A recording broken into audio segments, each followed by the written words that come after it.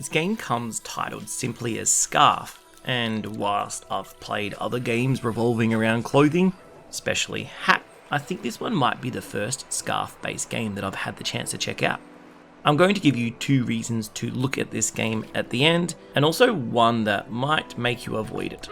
When I first got the review copy to check out Scarf, I didn't really know a lot about it, but I like the general aesthetic of the visuals, so you can say I was on the keen side to give it a look.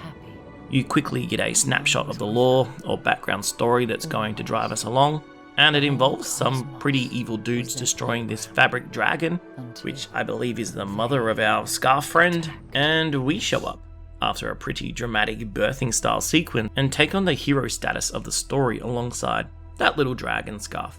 Pretty simple stuff, nothing confusing at all. I actually had some deja vu moments with the feeling of this game, and anyone who has had the chance to play through Array: A Pathway to Dawn might know what I mean. Scarf is an immersive journey full of colour and sound, presented in a peaceful world without dialogue, in which you need to kind of work out what to do mostly by yourself. Another game that came to mind was Sky, a mobile-based game that is really popular, although there is no multiplayer element here. Scarf kind of lets you work your way through things. Yeah, the camera will zoom into an area to get your attention, but quickly you are working your way through puzzles in this ocean level that, whilst kind of looking somewhat linear, gives you the feeling of actually exploring. Perhaps I was just lucky and ended up in the right direction each time, but the level design is very clever. In the first level you utilize this cloud thing that lets you walk through water, and very quickly you are rising and lowering water levels to get where you need to go. It's definitely fun.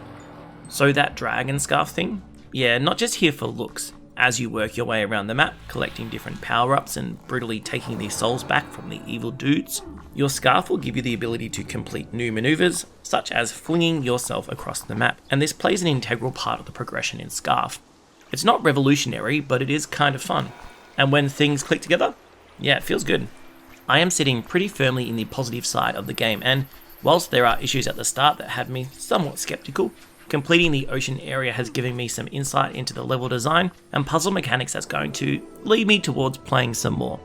Let's go through 2 pros and 1 con for Scarf. The game is pretty stunning, to be honest. At first glance it might seem quite simple and minimalistic, but there's an art design choice that works and you can't help but be immersed into Scarf. I love the music, love the little effects that you find along the way, and even the character design, whilst being a little bit dorky, is fun. The story actually grabbed me, which is unexpected given the way the game lets you kind of just flow through a bit. When you do see a cutscene, it is well done, and I like how you get to collect artifacts around the world that gives you more idea about what's happened in the past here. My 1 con, the controls. Man, do they take a bit to get used to, and feel very sluggish when it comes to 3D platformers. I didn't have too much issues with getting through the level, even though this game, as all great platformers do, has an obsession with moving platform puzzles that will definitely make you rage when you miss a jump and have to start again. It's not bad, just felt weird and slow compared to other games, and I can imagine some people finding this as a real turn off. Hey, what do you think about Scarf? What's your pros and cons? Let me know.